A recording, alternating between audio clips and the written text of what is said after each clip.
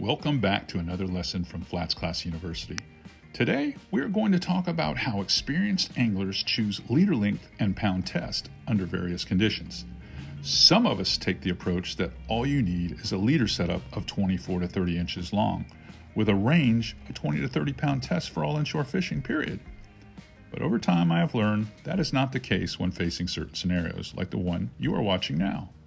In this clip, you're witnessing a situation where I personally was caught out of position when a big snook smashed my swim bait on a less than adequate leader system.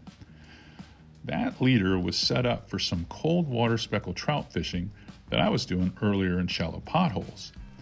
But instead of swapping the leaders out, I just continued fishing with the same leader system as we moved into the creeks. And you are seeing the result of that poor decision that I made. Lesson learned, once again, expect the unexpected. It's frustrating. But it did inspire me to share this experience with all of you. So let's talk about it.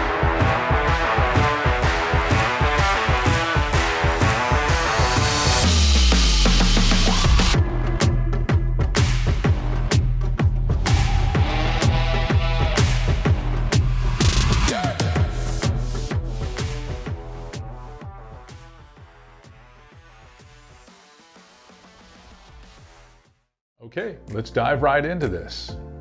Let's talk about some of the considerations you're going to have to make to choose your leader length and the weight of your leader. So water clarity would be number one.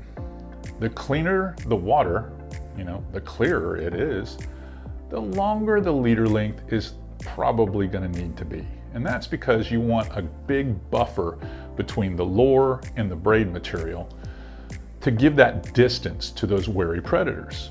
And naturally, if the water is off color or dirty, you can get away with a shorter leader, and probably even a heavier leader at that point. Cover and structure. I'm gonna say cover, it depends on the cover. If you're fishing oyster bars in a creek where they can get you around something, naturally, that leader material is going to need to be heavier leader material. If you're fishing docks, you're probably going to need heavier leader material. If you're fishing mangrove shorelines where fish may run into cover, like happened in the opening clip, you're going to need heavier leader. Because what happens if the leader is too short or too thin, it will bind into the wood and break you off. In the case in that first clip, that snook was running the length and then he dove behind one clump that was outside the main mangrove wall. And when he did that to me, I only had 4 feet of leader. If I would have had a little bit more leader, probably if I had a little bit more rod too, I would have been able to stop him. But because he ran through that little crack and he got that braid into those mangrove roots, it bound up because that braid cuts into the wood. If you have a thicker leader, it can't really cut into it. It just kind of gets bound up and then you can pull them back around. But with that thin braid, it cut right into that wood and broke the braid, just broke it. I was doing everything I could. I was trying to grab the rod, the line and everything to just stop him and make him turn, and I could not turn him. I was fishing with trout gear. All right, so cover and structure, it's going to determine your leader weight and probably your leader length. Another one would be technique. And you're thinking, why technique?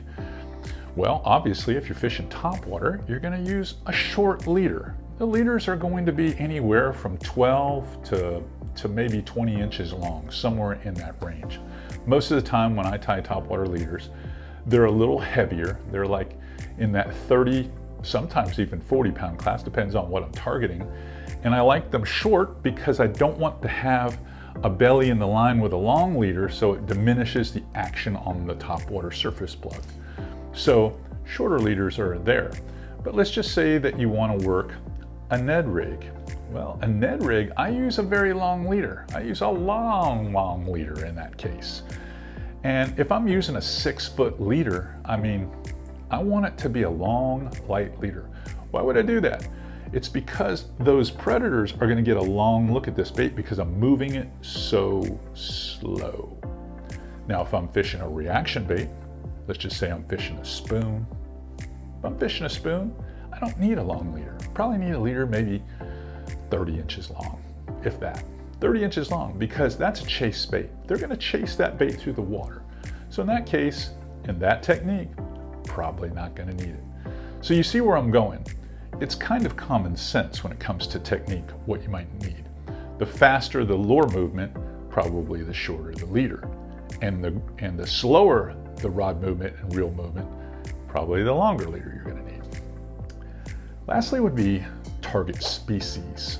So certain species have a reputation for being able to cut you off. And that's just the way it is. Now, in most cases, when you're fishing inshore, I'm gonna say the majority of you guys are fishing redfish, speckled trout, flounder. Leader weights, depending on the fish itself, not where you're fishing, are probably not gonna have to be any heavier than 20 to 30 pounds. They're probably gonna be in there somewhere. And in some cases, you could get away with 15-pound leader. I know I do an awful lot, especially in the wintertime. But when you start fishing for species like tarpon or big snook in deep, fast-moving water, all of a sudden those leader weights got to be at like 40 and 50-pound test and 60-pound test and sometimes 80-pound test. I fish here on the Nature Coast for a lot of inshore gag grouper. My leader weights are like, they start at 60 and then we move up. We don't fish anything lighter than 60. So you gotta have that stuff, especially when you're slow rolling those swim baits over the top of the rocks.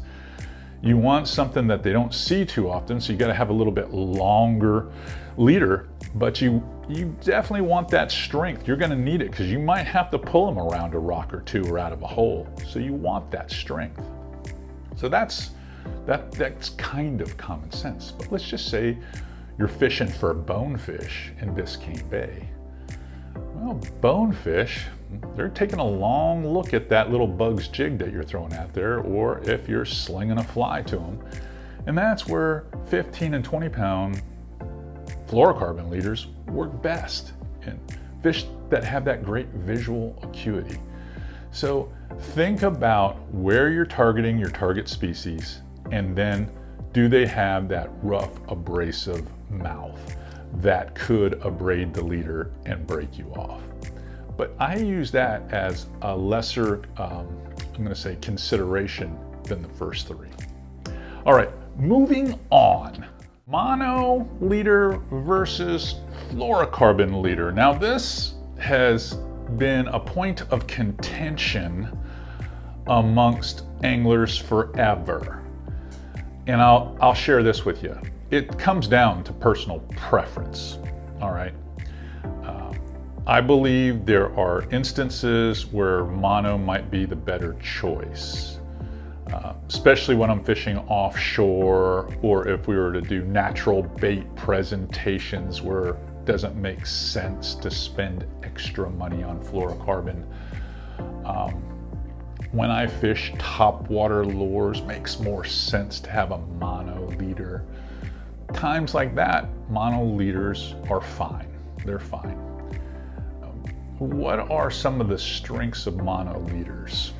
Well, in trolling, when we do troll something, which is rare, but if I go king fishing or something like that, dolphin fishing in the Keys, like you guys see me do in the summer, you need that stretch. Now, I'm gonna tell you right now, I have a relationship with Diamond Fishing Products. I don't hide that. They sell both braid, mono, and fluorocarbon lines. So I'm covered. I'm just letting you know that up front. But in those cases, the added stretch that you get in mono, well, it's an advantage. It is an advantage for fast striking fish like that. So we use a lot of mono. Mono is cheaper. And quite honestly, when you're in the lower test range, I'm gonna say under 20 pounds and down, you're generally fishing inshore in very shallow water. If that water happens to be fairly clear, there's probably not a big visibility advantage between the two like you would think. There is an advantage, and it goes to fluorocarbon, but it's not as big as you might think. Now, there are some that would argue the abrasion resistance of monofilament is greater in that window, in that lesser window, where it means a lot to a lot of you guys that inshore fish.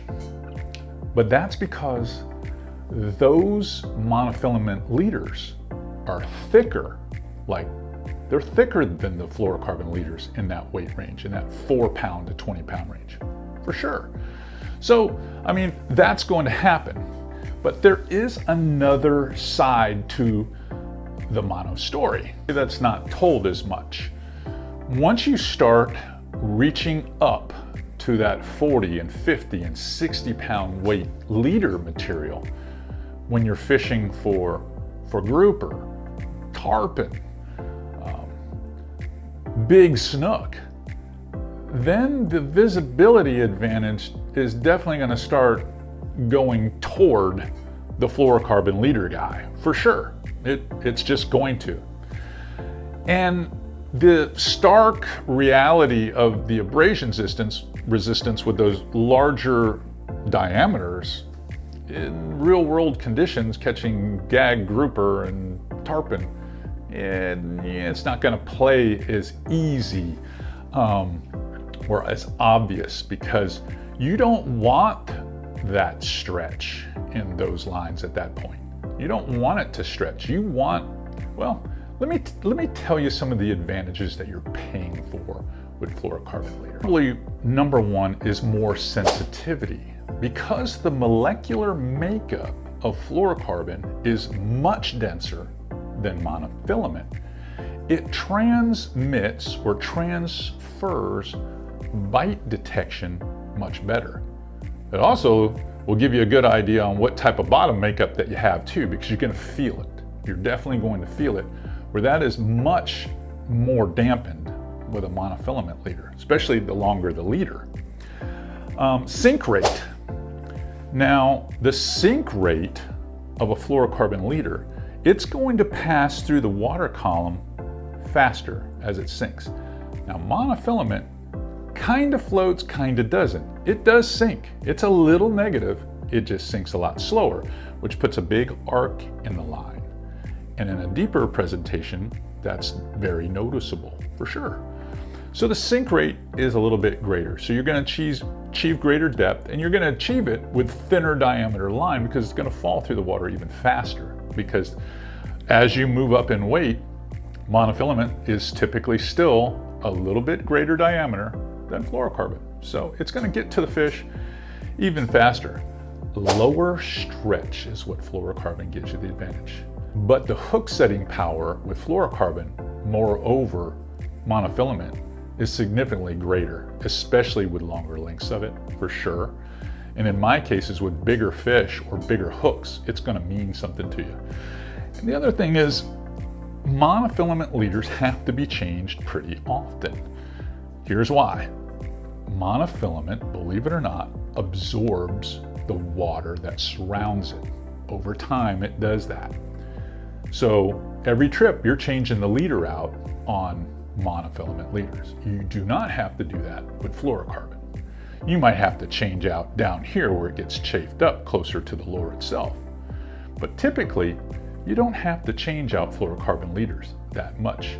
And at the end of this video, I've got a bonus tip for you that's even going to save you more money and make more sense to you. So stick around to the end. So the other thing that denigrates mono leaders is UV light. So if you're the guy that sticks these in your rocket launcher or in the side of your console and they're sitting there in the sun all day long, you need to change those leaders out the next time you go too, because the longer those leaders stay on your rod and reel setups, the weaker they become. And when you stretch monofilament, it doesn't go right back to its original shape. It still stays stretched out a little bit. You catch a couple of fish, and I know this because I used to fish monofilament all the time. It was our only choice back then. It would get brittle. It would get easy to break. So you have to pay attention to that. So lastly, the thing that hangs everybody up is you're paying more money for this fluorocarbon than you are the mono. Gotta remember though, it is thinner. So the visibility, even though if you put them both in a glass of water, you can obviously see them. But if you put them 4 or 5 feet away from you, it's a little bit harder to see the thinner fluorocarbon. And the fluorocarbon typically, because it is thinner, gives the lures a little bit more action. All right, something else to chew on. It does not come without a greater price to your wallet. Yes, you are going to spend more for fluorocarbon, I guarantee it. And in my opinion, let's just say you're the guy that, you're the typical inshore guy. You're only gonna put 30 inches on at a time. Is it gonna really matter that much if you can put 30 inches of fluorocarbon and keep it on for 3 or 4 trips versus having to change the leader material out every time with mono? I don't know. And I can tell you this, for the little expense that it costs me for 3 to 5 feet extra of fluorocarbon leader, when I'm looking across that flat and I see a tailing bonefish, okay, or I see a finning tarpon going by, and I know they're gonna take a long look at my lure when I present it, I've got to believe I want fluorocarbon at the end of my braid more than I want anything else. I'm just saying, it's worth the spend for me. But all that being said, comes down to personal preference. Totally understand if you live in a fishery that has more of a stained or muddy water in it, if you fish natural bait more inshore, if you fish, popping cork style, if you fish with gulp, it might not matter at all, and I probably wouldn't spend the money on fluorocarbon either. So just saying, that's all I'm saying. Just want to give you something to think about it. But I did promise you a bonus tip. Someone's going to bring up in these comments below, they're like, I am not going to tie a long leader. I don't like leader going through my guides, back and forth through my guides. I hate that. Well, I happen to live in a very clear water fishery. As you saw in the opening clip, that water is clearer than the air that we're looking through. It's clean. And it's common for me to have my leader knot somewhere between the stripper guide and the actual reel itself. It's usually in here somewhere. And why I do that is I want that buffer. Now, I have borrowed a technique from offshore fishing or even fly fishing, where I like to tie, and I drew it up here on the whiteboard, a butt section to my leaders. And I do that so that I can have a smaller knot go through those guides. Most of the knots I'm tying, when I'm tying those longer leaders, as a connection knot to the braid, and it doesn't matter whether if the braid's 10 pound or 30 pound or even 40 pound, doesn't matter what the braid weight is. I've got to tie a knot that goes through those guides very smoothly. So it's going to be that many guides, it's going to have to be an FG knot or an Alberto knot or a modified Albright knot. Now, on these longer leaders, 3 to 4 feet long is what I'll tie of 20 pound fluorocarbon. So I have a piece of 20 pound fluorocarbon, and you're thinking, well, that's why you lost the snook in the opening clip, and you're right, because I was just using the fluorocarbon at the 20 pound weight to catch trout in potholes. And I never bothered to tie a piece of bite tippet on when I moved into the creek. My bad, for sure. But typically, I have all my rods with 3 or 4 feet of 20 pound fluorocarbon, FG knot, Alberto knot, or modified Albright right here to the connector. I do that on almost all my rods. Then all I have to do to adjust, or if I get frayed up, to any of my swim baits, plugs, spoons, hair jigs, anything, is I have a section of 12 to 18 inches right here, okay, to the lure of what I call bite tippet. Same thing the offshore guys do, same thing fly guys do. I do that. This is my bonus tip for you today. And I blood knot that right there. Blood knot is an easy knot to learn how to tie. You can tie it in the field, in a kayak, in the dark, doesn't matter. Once you get used to tying it, it is easy. And it is a super strong knot. So I'll put a piece of bite tippet on here, 12 to 18 inches long with a small blood knot. And I will fish, generally speaking, because we typically have snook around, I'll put some 30 on there. And it'll be 12 to 18 inches long. Occasionally I'll make it a little bit longer if I know we're fishing for fish that are gonna fray it up all the time, but that's generally what I put on there. So a leader for me can be anywhere from 4 to 5 feet to 6 feet long at any time in my guide train. And it really doesn't, because as you know, if you've been watching this channel long enough, I favor casting gear over spinning gear, 80-20 for sure. I can rifle that through those small guides and it doesn't hurt my casting distance, my accuracy, or anything. And I just have a bigger buffer between my braid, the lure, and the fish just don't seem to notice it or not. Now, I may be biased because I'm fishing a lot of shallow water and it's crystal clear and I don't use anything but lures. So yes, but if you're that person, I'm telling you, this step down leader is for you. No doubt about it. You start using this, you will notice a difference. If you like this kind of stuff that we do here at FlatsClass University, why not go over to the website, flatsclassuniversity.com. It is more structured and we go a lot deeper into these same types of subjects in course material and whiteboard tips like I have behind me. That's all I've got for you today. See you right back here tomorrow.